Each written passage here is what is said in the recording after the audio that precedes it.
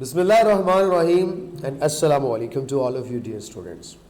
Hopefully आप लोग अपने प्रिपरेशन के लास्ट फेजेस के अंदर मौजूद हो गए। आप लोगों की रिवीजन भी अच्छी चल रही होगी, आप लोगों के टेस्ट सेशंस भी अच्छे चल रहे होंगे। ये यूनिट आप लोगों के साथ में शेयर करना चाह रहा हूँ अमीनो एसिड्स का। ये आप लोगों के पास थर्ड लास्ट यूनिट है आप लोगों की ऑर्गेनिक केमिस्ट्री का।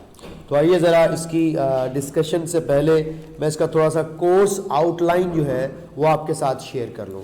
अब इसके कोर्स आउटलाइन के हवाले से मैं आप लोगों को सबसे पहले तो ये बताना चाह रहा हूँ कि यार इस यूनिट के अंदर अगर आप रिगार्डिंग टू द क्वेश्चंस मुझसे बात करोगे तो उसमें एक कोर्स कंटेंट को डिस्प्ले करूँ अगर मैं, तो जनरल स्ट्रक्चर है अमाइनो एसिड्स का, सबसे पहले उसको डिस्कस किया जाएगा।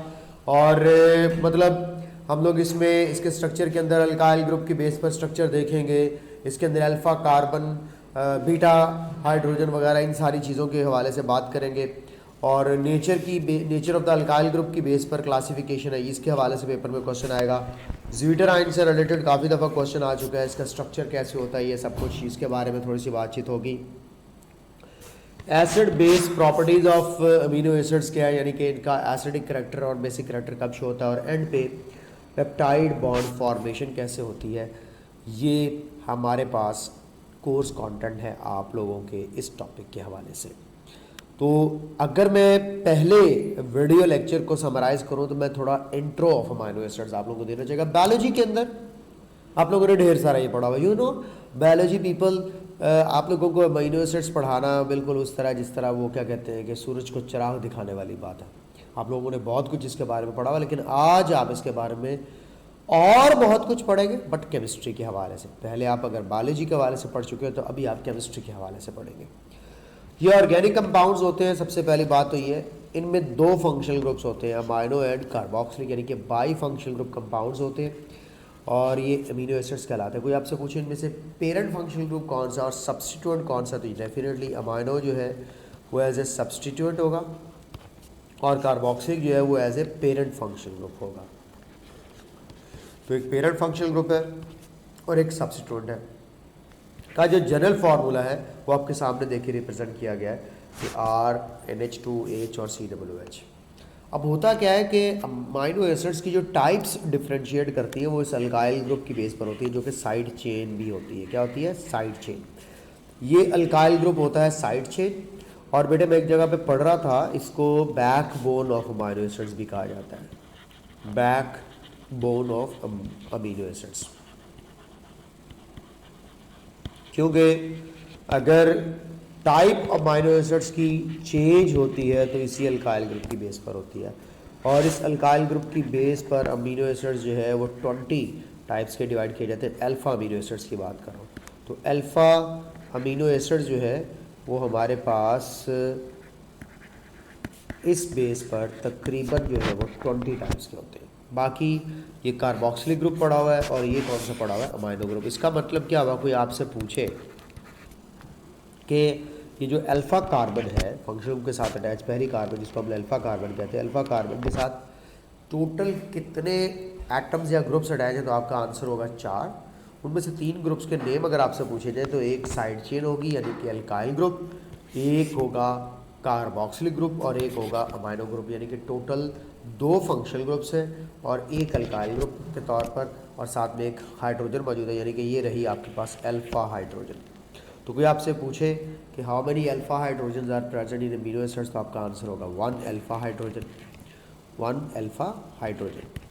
लेकिन इसके अंदर जो ग्लाइसिन आता है उसमें 2 अल्फ़ा हाइड्रोजन हो जाती है, क्योंकि हम लोगों ने पढ़ा हुआ है कि ग्लाइसिन में अल्काइल ग्रुप की जगह पे हाइड्रोजन अटैच होती है। ये सारी बातें आप लोगों के सामने मैं 1 बाय 1 करके आपके साथ शेयर करता जा रहा हूँ। 1 अल्फ़ा हाइड्रोजन है, अमाइनो और कार्बोक्सिलिक ग्रुप मौजूद है, backbone of the amino acid alkyl group है और alpha amino acids total types 20 में चले जाते हैं। ये आपके सामने सारे का सारा डिस्प्ले मैंने कर दिया। अब बिफोर दैट कि हम लोग थोड़ा सा इसकी टाइप्स या क्लासिफिकेशन की तरफ जाएं, मैं पहले अपने बच्चों को थोड़ा सा प्रॉपर्टीज़ बता दूँ। ये just for the sake of knowledge. ये मोस्टली कलरलेस होते हैं, क्रिस्टलाइन सॉलिड्स होते हैं। कभी अमीनो एसिड देखा आप लोगों ने अपने आँखों के सामने अपने हाथों में पकड़ कर? यस, वो जो अजीनोमोटो चाइनीज़ सॉल्ट मिलता है वो सोडियम ग्लूटामेट होता है, वो भी एक अमीनो एसिड्स की बेस्ट एग्जांपल है। ठीक है, तो ये स्वीट टेस्ट के हो सकते हैं जैसा कि ग्लाइसिन, एलानिन और वेलिन है। ये टेस्टलेस भी हो सकते हैं जैसे कि ल्यूसीन है, और इनका बिटर टेस्ट भी हो सकता है जैसा कि एर्जिनिन है। एस्पार्टेम जो है वो आर्टिफिशियल स्वीटनर के तौर पे यूज़ किया जाता है एस्पार्टिक एसिड के अंदर, एंड फिनाइल एलानिन वगैरह इनके अंदर ये खूबी है, ये आर्टिफिशियल स्वीटनर्स के तौर पे यूज़ होते हैं। जनाबे वाली ये वाटर सॉल्युबल है, सबसे इंपॉर्टेंट चीज़। एसिड्स और अल्कलीज में भी सॉल्युबल होते हैं, but insoluble in organic solvent, यानी कि होते बाय नेचर ऑर्गेनिक हैं लेकिन ऑर्गेनिक सॉल्वेंट में आसानी से डिजॉल्व नहीं होते। ये बहुत अच्छे तरीके से वाटर, एसिड्स और अल्कलीज के अंदर जो है वो सॉल्युबल होते हैं। इसके बाद इनके मेल्टिंग पॉइंट्स हाई होते हैं, mostly more than 200 degree Celsius. ठीक है, तो बेटा तय कर ले फिर कि कलरलेस होना, क्रिस्टलाइन होना, स्वीट टेस्ट का भी होना, टेस्टलेस भी होना, बिटर भी होना, आर्टिफिशियल स्वीटनर होना, वाटर, एसिड और अल्कली सॉल्युबल होना, लेकिन ऑर्गेनिक सॉल्वेंट में इनसॉल्युबल होना, और हाई मेल्टिंग पॉइंट का होना। ये चंद एक फीचर्स हैं जिनको मैं properties of the amino acids में बच्चों को बताना चाहूँ कि अगर फिजिकल प्रॉपर्टीज़ पूछ लेता है तो आप लोगों को इसके आसपास चीज़ें पता होनी चाहिए। उसके बाद ये आप लोगों के पास एक स्ट्रक्चर अगर दिया जाए, बेटा अमीनो एसिड का स्ट्रक्चर बाज़ दफ़ा बॉन्ड लाइन स्ट्रक्चर दे दिया जाता है, जिस तरह ये स्ट्रक्चर आपके सामने मौजूद है, और आपसे पूछ रहा हूँ मैं कि कौन सा अमीनो एसिड है, तो आपको फट से पता होना चाहिए कि सर यहाँ पे CH2 अटैच है, यानी कि यहाँ पे 2 अल्फा हाइड्रोजन अटैच है, तो डेफिनेटली ऐसा स्ट्रक्चर ग्लाइसिन का होगा। ऐसा स्ट्रक्चर किसका होगा? ग्लाइसिन का होगा।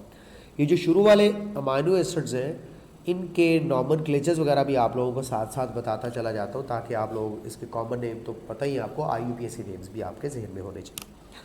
ये जो इस वक्त ग्लाइसिन है इसके बारे में आप लोगों ने याद रख लेना है कि ये स्मॉलेस्ट अमीनो एसिड है,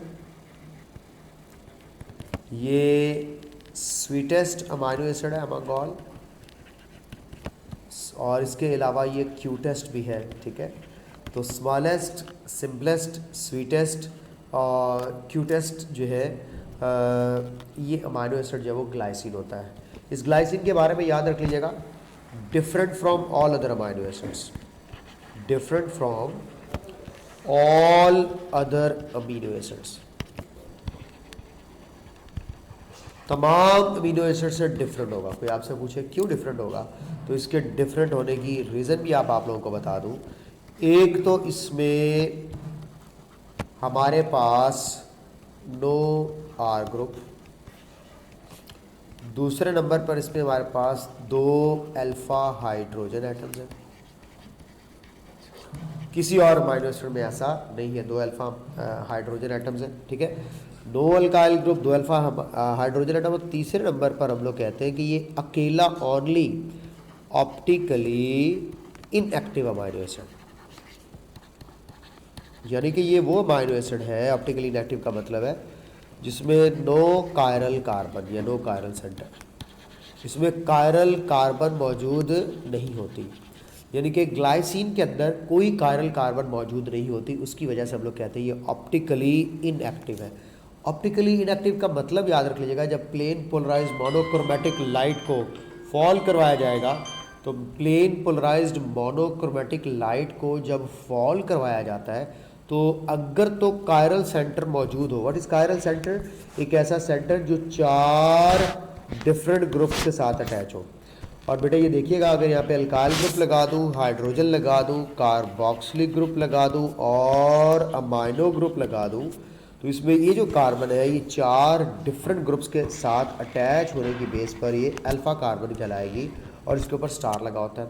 लेकिन ग्लाइसिन के केस में अगर आप लोग देखो तो यहाँ पे हाइड्रोजन लगा हुआ है as compare to alkyl group, as compare to alkyl group. ठीक है, तो इसका मतलब क्या हुआ, ये हमारे पास कायरल कार्बन नहीं है, ये हमारे पास एक कायरल कार्बन है। क्या है? एक कायरल कार्बन। ठीक है, और इस एक कायरल कार्बन की बेस पर मैं आप लोगों से ये बात जो है वो शेयर करना चाह रहा था कि एक कायरल कार्बन है जो कि सिमेट्रिक कहलाती है, सिमेट्रिक कार्बन, और एक कायरल सिमेट्रिक और साथ में ऑप्टिकली इनएक्टिव। तो जी ग्लाइसिन के हवाले से ये चंद एक बातें हो गई कि 2 अल्फा हाइड्रोजन है, 2 अल्काइल ग्रुप है, ऑप्टिकली इनएक्टिव है, 2 कायरल सेंटर है, और रही बात इसके IUPAC नेम की। बच्चे शायद इस तरह IUPAC नेम आप लोगों के लिए समझना मुश्किल हो लेकिन इस तरह समझना बेहद आसान होगा कि ये मैंने इसकी अल्फ़ा कार्बन के साथ अमाइनो ग्रुप लिखा दिया। और आपको पता है इनको अमाइनो एसिड्स को alpha amino derivatives of carboxylic acids भी कहते हैं। क्या कहते हैं? Alpha amino derivatives of carboxylic acid. ये पड़ी अल्फ़ा कार्बन और ये लगा हुआ इसके साथ अमाइनो ग्रुप, तो ये alpha amino derivatives of carboxylic acids होते हैं। इसका IUPAC नेम भी और कॉमन नेम भी दोनों आप लोगों को बता देता हूँ। 2 पे हमारे पास अमाइनो लगा हुआ है या अल्फ़ा कार्बन के साथ अमाइनो लगा हुआ है, तो इसके दो नाम हो सकते हैं। एक तो आप इसको कह सकते हैं alpha amino acetic acid, alpha amino acetic acid, right. ये IUPAC नेम नहीं होगा, ये कॉमन नेम होगा। IUPAC नेम क्या होगा? कार्बन नंबर 2 पर अमाइनो ग्रुप लगा हुआ है, तो मैं कह दूंगा 2 अमाइनो और 2 कार्बन का एसिड क्या बताया हुआ मैंने प्रीवियस यूनिट में? Ethanoic acid. तो 2 amino ethanoic acid IUPAC name बना किसका? ग्लाइसिन का। यानी कि ग्लाइसिन का अल्फ़ा अमाइनो एसिटिक एसिड भी नेम हो सकता है, 2 अमाइनो एथेनोइक एसिड भी नेम हो सकता है। चंद एक शुरू में मेन जो अमीनो एसिड्स हैं इनके नेम्स वगैरह और इनकी ये सारी चीज़ें आप लोगों ने अच्छे तरीके से जहन में रख लेनी है। इसी तरह अनोखे अमाइनो एसिड में एक और हमारे पास आता है जिसको हम लोग ये स्ट्रक्चर से पहचान लेंगे, प्रोलीन। प्रोलीन एक ऐसा अमाइनो एसिड है जिसके अंदर एक ख़ास बात ये है कि इसका ये जो अल्फ़ा अमाइनो ग्रुप होता है, अल्फ़ा अमाइनो ग्रुप होता है, ये पार्ट ऑफ रिंग होता है, पार्ट ऑफ रिंग होता है। और बेटे इस अमाइनो ग्रुप की नाइट्रोजन को देखो, ये फर्दर 2 कार्बन से कनेक्टेड है, तो याद रखिएगा प्रोलीन के अंदर आपको सेकेंडरी अमाइन मिलेगा।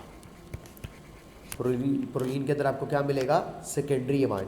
इसी सेकेंडरी अमाइन की वजह से प्रोलीन जो है वो निनहाइड्रिन के साथ येलो कलर शो करती है। बाकी सब amino acids intense bluish violet colour show करते हैं, लेकिन ये अमाइनो एसिड जो है वो सेकेंडरी अमाइन होने की वजह से, अल्फ़ा अमाइनो ग्रुप के 2 कार्बन से कनेक्ट होने की वजह से येलोइश कलर शो करता है। तो प्रोलीन डिफरेंट हुआ बाकी सबसे।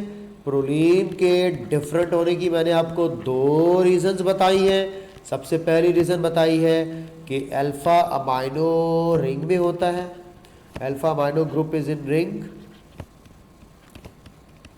और दूसरी बात आप लोगों को बताई है कि सेकेंडरी एमाइन होती है, जिसकी वजह से तीसरी बात आपको बताई है कि येलो कलर विद निनहाइड्रेट।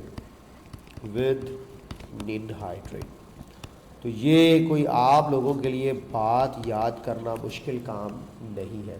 तो ये जो सारी बातें हैं ये अमाइनो एसिड्स के थोड़े से स्ट्रक्चर के हवाले से, थोड़े से इंट्रो के हवाले से, थोड़ी सी प्रॉपर्टीज़ के हवाले से। अब मैं आगे बढ़ूंगा और अमाइनो एसिड को आपको क्लासिफाई करके दिखाऊंगा। तो अगली वीडियो स्पेसिफिकली अमीनो एसिड्स की क्लासिफिकेशन पर है, तो हम लोग पढ़ेंगे नेक्स्ट वीडियो में classification of amino acids, classification of amino acids. तो वॉच कीजिएगा दिस वीडियो स्पेशली, क्योंकि काफ़ी इंपॉर्टेंट होने जा रही है आप लोगों के लिए, क्योंकि इसके अंदर मैं सारी की सारी स्केचिंग कर दूंगा कि कौन कौन सी क्लासेस बनती हैं। खुदा हाफिज़।